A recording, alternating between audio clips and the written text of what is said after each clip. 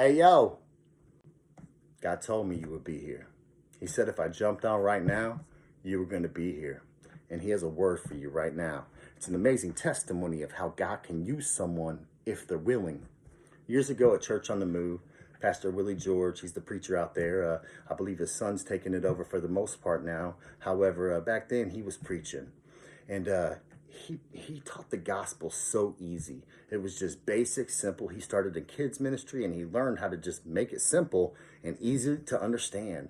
And this hard head right here, I understood it how he taught it. It was like before, man, I had wool over my eyes. I couldn't understand what pastors were saying, but he taught it so simple that I understood it.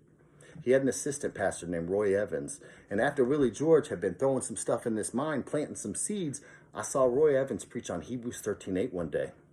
And he didn't just preach on it.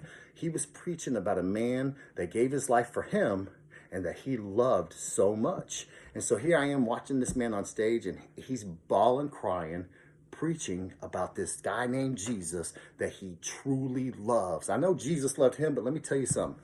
Roy loves Jesus. And when he thought about what Jesus did for him, he couldn't help but to sob in front of the whole church because Christ truly gave his life for us. Somebody out there needs to hear this. That day, God showed me that Jesus will never change. Hebrews 13:8. Jesus is the same yesterday, today, and forever. And God told me something that day. He said, Matt, Jesus will never change, but you can. You can change in my perfect timing. And so that day I went home and I wrote my first Christian rap song, which went on to start an amazing Christian rap ministry that helped thousands of other ministries spread the gospel around the world. And what's so cool is God showed me that if we're willing to change step by step by step, and you don't have to be perfect today.